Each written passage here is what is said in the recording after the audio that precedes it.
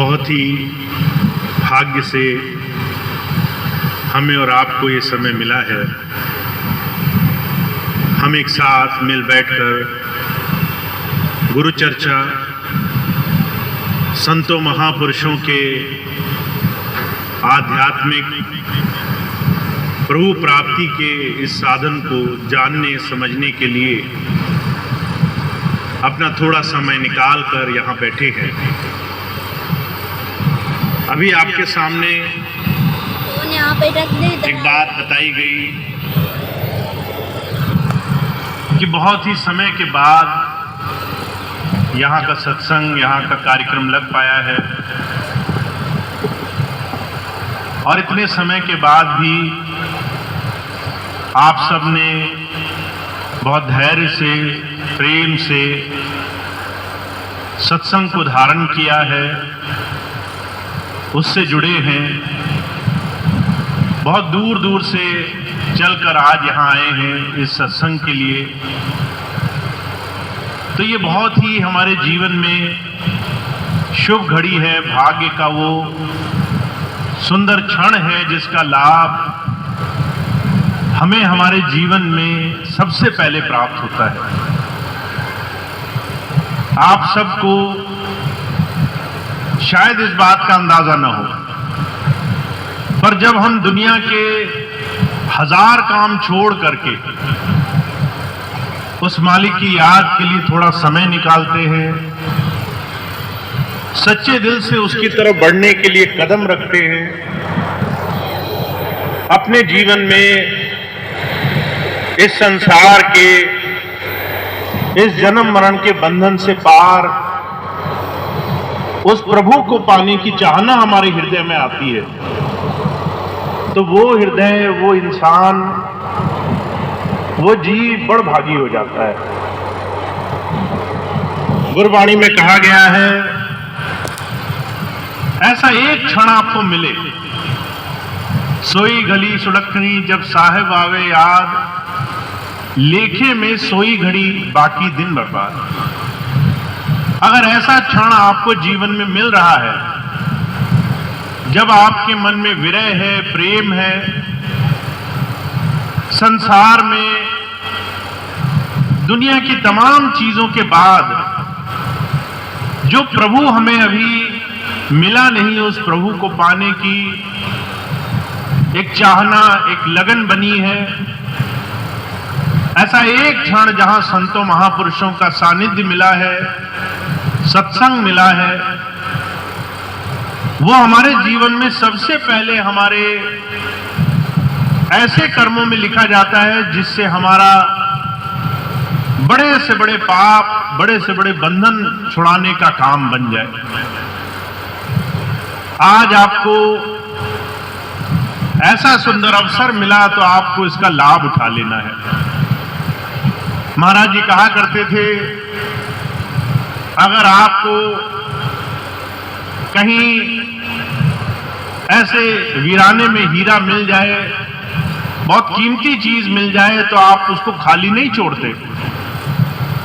ऐसे ही अगर आपको अपने संसार के जन्म मरण के हजारों बंधनों में, दुनिया के 1000 संकटों में, हर रोज की मुसीबतों में अगर उस मालिक की याद आ रही है, किसी महापुरुष से जीवन जीने का तरीका मिल रहा है, इस मनुष्य जीवन को सार्थक कैसे करना है, ये साधन आपको प्राप्त हो रहा है, तो वो बहुत बेशकीमती क्षण है।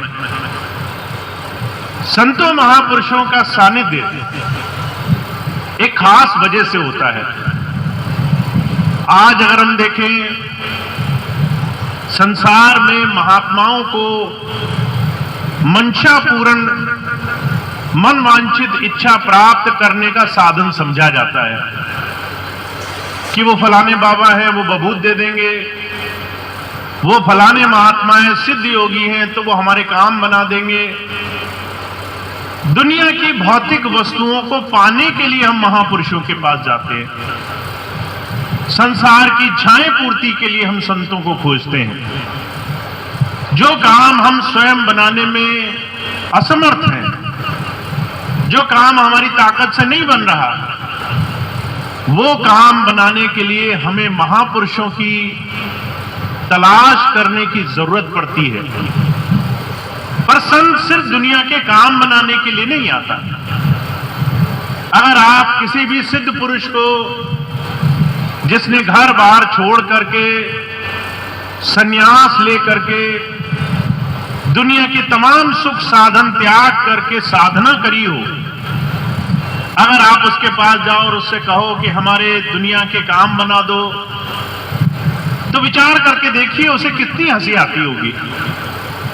जिसने दुनिया का त्याग किया प्रभु पाने के लिए, जब आप उसके पास जाएं तो आपके मुंह से पहले वचन क्या निकलेंगे कि हमारे दुनिया के कष्ट मिटा दिए जाएं।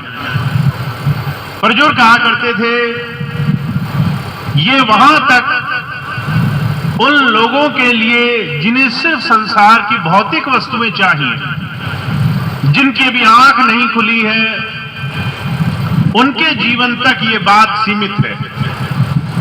जिन्होंने ये समझा है आखिर में सिद्ध पुरुष होता क्या है।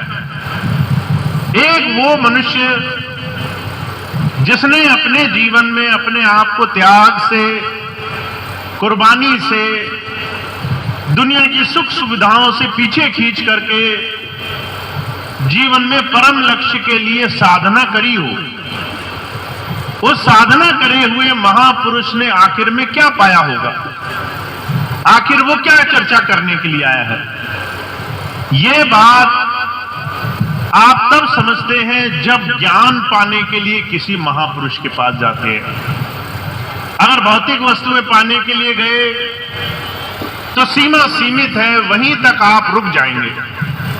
आपने कहा मुझे शरीर के कष्ट हैं, मुझे बीमारी है, मेरे रोग दूर हो जाएं, मेरे बच्चे नहीं हो रहे, मेरे बच्चे हो जाएं, मुझे सुख सुविधाओं में कमी है, वो हो जाएं, मेरे बच्चे पढ़ लिख नहीं रहे, वो लिख जाएं, मेरा जो है भविष्य, मेरे बच्चों का भविष्य, ऐसे अनगिनत इच्छाएं अगर मन में लेकर हम साधु के पास गए तो हमारी जीवन में विकास की सीमा सीमित है।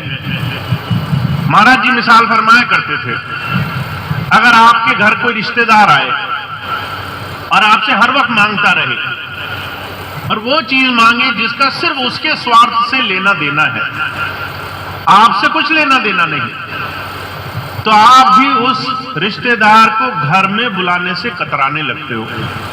आप सोचते हो दोबारा आएगा, दोबारा मांगेगा, तीसरी बार आएगा, फिर अपनी चीज मांगेगा, सिर्फ भौतिक वस्तुएं मांगेगा, जरूरत के बगैर ये मुझे याद नहीं करेगा। इसलिए कबीर साहब कहते हैं कि सुख में सुमिरन, दुख में सुमिरन सब करे, सुख में करे न कोई, जो दुख में सुमिरन करे, जो सुख में सुमिरन करे तो दुख काहे कोई। सारा संसार अगर कष्ट की वजह से, अपनी इच्छाओं की वजह से, सिर्फ अपनी भौतिक इच्छाओं की पूर्ति के लिए महापुरुषों की तलाश करे तो उसका विकास नहीं होता संसार में। वो वही अधोगति में, उसी एक छोटे दायरे में उलझ कर रह जाता है। जब कोई गुरु के पास उसके ज्ञान को समझने के लिए आता है, आखिर गुरु के पास है क्या, और जब उसके पास उस दृष्टि से आता है, उसको समझता है, तब जीवन में एक नया रास्ता खुलता है हमारे लिए। इसलिए वेदों में गुरु शब्द की अलग व्याख्या की गई है। गुरु मंशा पूरनहार सिर्फ नहीं है, सिर्फ काम बनाने वाला बाबा नहीं है, सिर्फ चमत्कार करने वाला सिद्ध योगी नहीं है। गुरु कहा है अंधकार से प्रकाश की तरफ ले जाने वाला, हमारे अंतर प्रकाश हमें करके हमें संसार के अंधकार से दूर ले जाने वाला सिद्ध पुरुष है। जब आप आंखें बंद करते हो, उस आंखें बंद करने के बाद एक अंधकार दिखाई देता है जिसे दुनिया की कोई शक्ति दूर नहीं कर सकती।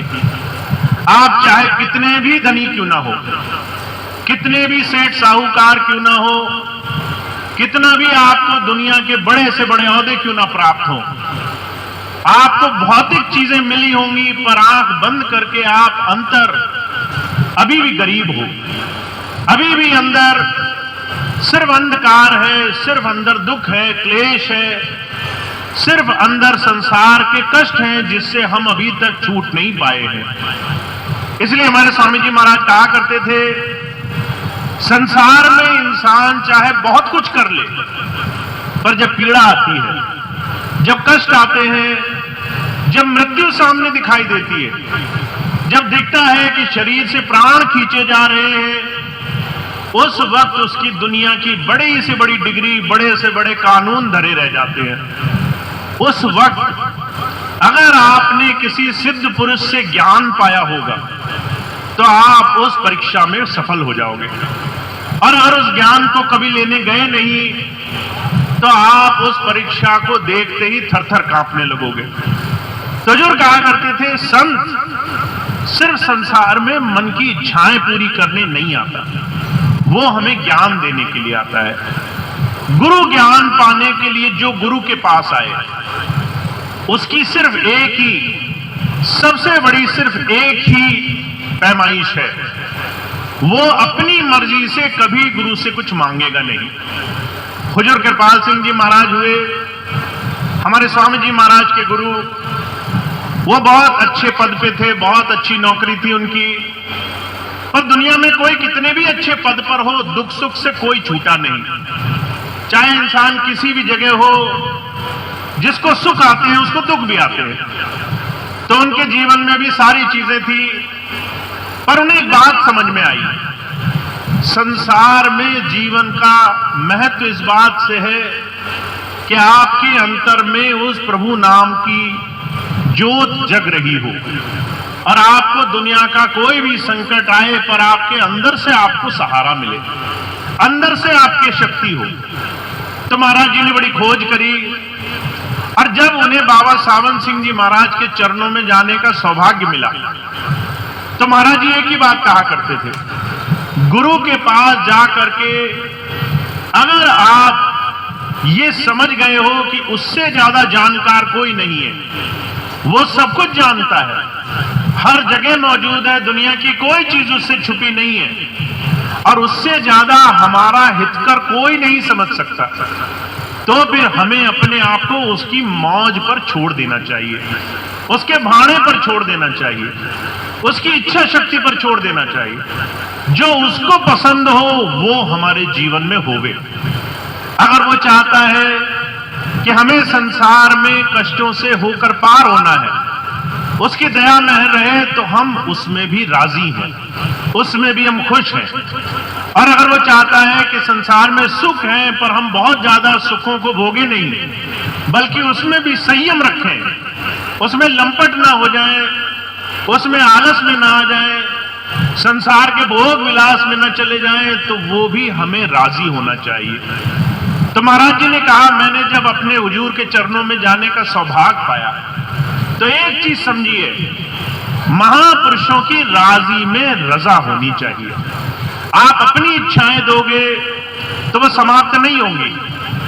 आपने इस चीज का अनुभव किया होगा।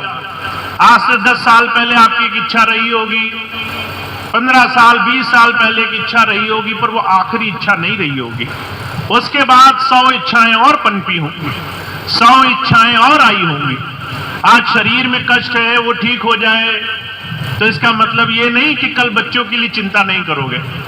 कल बच्चों की चिंताएं समाप्त हो जाए तो इसका मतलब ये नहीं कि पड़पोतों की चिंता नहीं करोगे। जब तक शरीर है, जब तक संसार की माया है, हम हर वक्त संसार में चीजों के पीछे भागते रह सकते हैं, हर वक्त संसार से मांगते रह सकते हैं, हर वक्त हमारा हाथ फैला रह सकता है। हुजूर कहा करते थे, जब तुम एक एक चीज मांगते हो तब तुम सही मायनों में गुरु ज्ञान से पीछे हटते चले जाते हो। इसलिए गुरु के पास एक बार जाके उसकी रजा में, उसके भाड़े में रह जाओ। एक बार कहो, जो तुम्हें राजी हो वो मुझे प्राप्त हो। जिस दिन हमारे मन ऐसा बन जाता है, उस दिन हमारे जीवन में हर एक जगह वो गुरु अपनी दया से सारे काम बनाते चलता है। हर क्षण, हर कदम, हर पहल पे वो हमारे जीवन के अच्छे बुरे का ख्याल रखता है।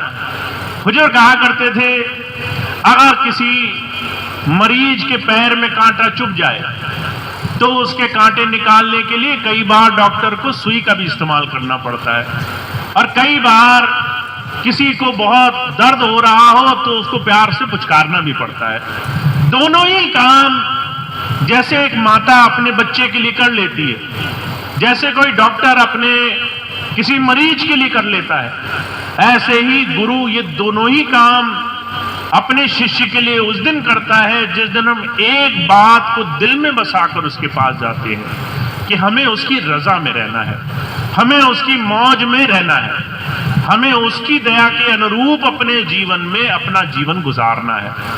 और जब हम ऐसी बात अपने जीवन में बसाकर चलेंगे, गुरु ज्ञान से जिस दिन जुड़ेंगे, गुरु की बात उसकी आज्ञा से जिस दिन जुड़ेंगे, तब हमें दो चीजें समझ में आती हैं। गुरु सिर्फ हमें परम पद के लिए नहीं ले जाने आया। वो ये नहीं कहता कि मेरा तुम्हारा नाता सिर्फ शरीर के बाद है, वो तुम्हें जीते जी भी तुम्हारे हर एक काम में मदद करता है, तुम्हारे हर एक कदम पर तुम्हारे लिए संभाल की रास्ता बना करके रखता है, तुम्हें पहले से तरीका बताता है जीवन कैसे जियो जिससे तुम कम से कम संसार की चीजों से प्रभावित हो। अगर तुम्हें संसार में कोई दुख आए तो तुम्हें कैसे रहना चाहिए, सुख आए तो तुम्हें कैसे रहना चाहिए। इसलिए कबीर साहब कहते हैं गुरु शिष्य बनने की एक बड़ी भारी पहचान है। कहा जैसे जल में कमल निरालम, मुर्गा है निशाने, सूरज शबद भव सागर तरिए, नानक नाम बखाने। कहते हैं अगर आपने गुरु जी से नाम से जुड़ने का रास्ता अपना लिया तो वो पहली चीज क्या करेंगे, आपको वो रास्ता बताएंगे जिससे आपका अंधकार दूर हो, जिससे आपके अंदर प्रकाश होने लग जाए, जिससे आप अपने जीवन में अंतर उस प्रभुधारा से जुड़ सको, चलते फिरते उसे देख सको। वो आपसे महीनों भर बाद मिले तो भी आपको कोई कमी महसूस ना हो। मुझे याद है स्वामी जी कई बार एक बात कहा करते थे, गुरु बसे बनारसी, सिख सात समुंदर तीर, एक पल कभी न बीचने जो गुण होए शरीर। अगर गुरु से आपने वो ज्ञान पा लिया है, वो गुण पैदा हो गया है, तो आप उससे कभी बिछड़ नहीं सकते, आप कभी उससे दूर नहीं हो सकते, उसकी दया मेहर से आप कभी वंचित नहीं रह सकते।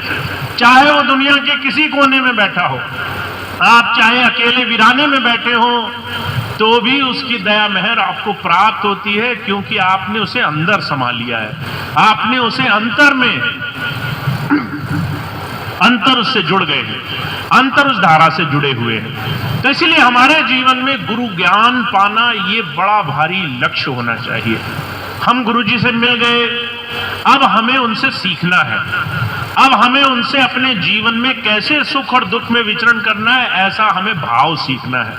अगर हम लंबट रहे, अगर संसार में डूबे रहे तो माफ करना, हुजूर कहा करते थे माता भी अगर कोई बच्चा कीचड़ में गिर जाए तो ऐसे ही उठा करके उसे नहीं रखती, उसे सारा वक्त कीचड़ में नहीं लिपटा रहने देती, पहले उसे नहला धुला करके साफ करती है, उसके बाद उसे अपने साथ बिठाती है। तो जो कहा करते थे संत सदगुरु भी एक शिष्य को अगर वो संसार में लंपट रहना चाहता है तो तब तक उसको दया मेहर नहीं समझ में आती जब तक वो साफ सुथरा होने के रास्ते पर चल न पड़े।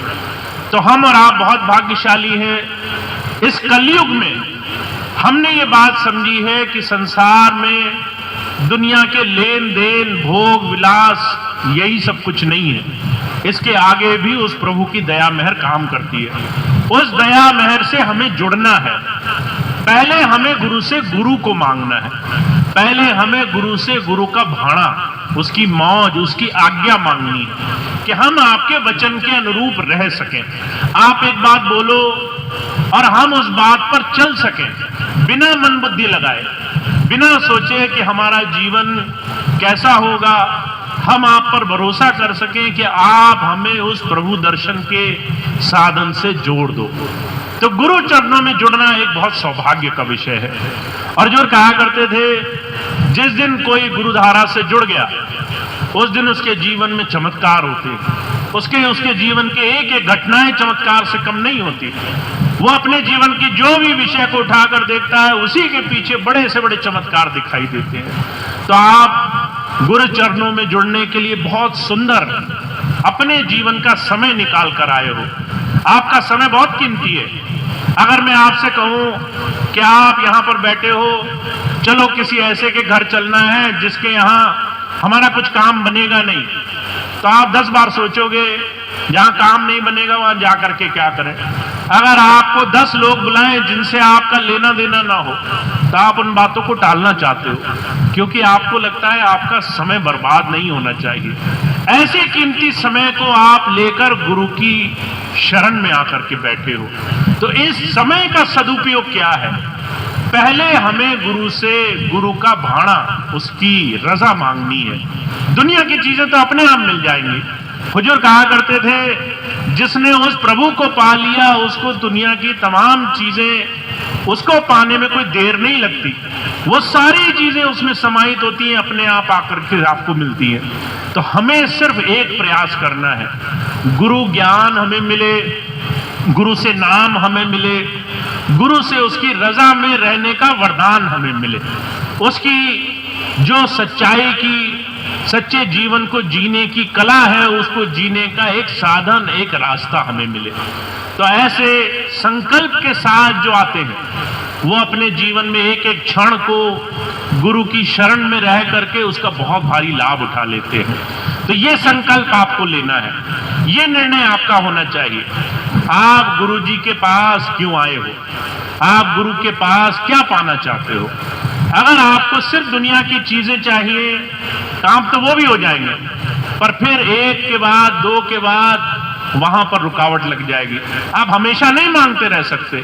हुजूर कहा करते थे कि भाई कोई भी घाटे का सौदा नहीं करना चाहता। जैसे आप चाहते हो आपके काम बन जाए, वैसे गुरुजी भी चाहते हैं कि उनका भी काम बन जाए। और उनका काम क्या है? हर एक उस जीव को जिसके लेखे में प्रभु से मिलने का थोड़ा संजोग बैठा है, उसको मन माया से साफ करके थोड़ा प्रभु नाम से जोड़ा जाए। आपको आपके जीवन में थोड़ा सा सरल बनाया जाए, थोड़ा सा प्रभु में विश्वास करने योग्य बनाया जाए, थोड़ा सा उसके भाणे में रहना सिखाया जाए, थोड़ा सा उस मालिक के नाम से भी अपना दिन गुजारना सिखाया जाए। तो गुरु जी का काम ये है कि आपको संसार के साथ साथ प्रभु पद भी प्राप्त हो, और आपका काम ये है कि आपके संसार की चीजें चलती रहें। तो दोनों ही काम कब बनते हैं? जब हम गुरु के भाणे, उसकी मौज को अपने जीवन का एकमात्र मंत्र बना लेते हैं कि हमने गुरु से गुरु को मांगना है, गुरु की रजा, उसका ज्ञान मांगना है, और उससे सारे काम आपके अपने आप आसानी से होने लग जाएंगे। तो आप बहुत भाग्यशाली हैं। आपको ऐसे कलयुग में जहां कोई किसी को फूटी आंख देखकर खुश नहीं हो रहा, ऐसे में आपको अपने समय में उस मालिक की तरफ जुड़ने का भाव पैदा हुआ है। ये भाव जो आपके अंदर आया है बहुत भाग्य से आया है। अब इसका सही उपयोग करो, इसको ज्ञान पाने में लगाओ, अपने हर रोज में से थोड़ा समय निकालो और गुरु के बताए हुए रास्ते पर अपने जीवन को रोज जोड़ना शुरू करो। तो जो नाम से जुड़े हैं उनके लिए रास्ता आसान है, उन्हें तरीका मालूम है, उन्हें युक्ति मालूम है, उन्हें साधन मालूम है, उन्हें सिर्फ थोड़ा सा समय निकालना है। और जिन्हें अभी नाम नहीं मिला उन्हें मौका है, वो नाम ले सकते हैं, तरीका सीख सकते हैं, जीवन में संसार के साथ साथ प्रभु भक्ति कैसे करनी है, इस साधन को जीते जी प्राप्त कर सकते हैं। तो स्वामी जी महाराज तो इतनी बात कह रहे हैं कि हमें अपने जीवन में पहले संतों महापुरुषों के सच्चे स्वरूप को समझना है। अगर हम समझ गए वो प्रभु पुत्र है, वो परमात्मा का भेजा हुआ है, तो फिर हम दुनिया के तमाम भौतिक सौदे उससे नहीं मांगेंगे। हम कहेंगे तुम प्रभु देश से आए हो, प्रभु का ही भेद हमें दो, प्रभु का ही ज्ञान हमें दो, जिसके तुम माहिर हो हमें उसी चीज में माहिर बना दो। तो आप बहुत भाग्यशाली हैं। अगर आपने भी नाम नहीं लिया, अगर आपने तरीका नहीं सीखा, तो आपके पास अवसर है, तरीका सीखें, जीवन को साधने का, जीवन में संकल्प लाने का, जीवन में संसार के साथ साथ प्रभु को भी स्थान देने का, ताकि आपका हर रोज प्रभु नाम से ओतप्रोत हो, हर दिन उस प्रभु नाम से चल रहा हो। तो स्वामी जी की तो इतनी ही बात है कि आपको अपने जीवन में नाम अगर मिल जाए तो इस नाम से जीवन के सारे बड़े बड़े काम आसानी से हो सकते हैं। तो आप इस नाम से जुड़िए, नाम को जीवन का आधार बनाइए ताकि आपका जीवन सरल हो, आपका जीवन उस प्रभु भक्ति के रास्ते पे भी चलने वाला बने। तो इतनी बात कह के मैं अपनी बात समाप्त करता हूँ। स्वामी जी का यही संदेश है कि आप अपने जीवन में इस धारा से जुड़ें और आप अब इस पर विश्वास करें कि आपके जीवन में नाम है तो आप नाम धारा को जीवन में लेके आए। तो ये स्वामी जी की बात थी जो मैंने आपकी सेवा में रखी। अब इतनी बात कह के मैं अपनी बात समाप्त करूंगा। आप सभी भाई बहनों का बहुत बहुत धन्यवाद है। मुझे बताया गया आप लोग 2 बजे से यहाँ पर बैठे हैं सत्संग में और बड़े प्रेम भाव से आप लोग शब्द में गुरु की याद में अपना समय दे रहे हैं। तो ये घड़ी, ये क्षण बहुत सुलभ है, बहुत ही प्रभु की देन से आपको मिले हैं और स्वामी जी आपको खूब खूब दया करें। आपके जीवन में ये हर एक पल जो आपने ऐसा गुजारा हुआ आपके जीवन में हर तरह से सुख और शांति वो लेकर आए, ऐसी मेरी प्रार्थना रहती है। तो इतनी बात कह के मैं अपनी बात समाप्त करता हूँ।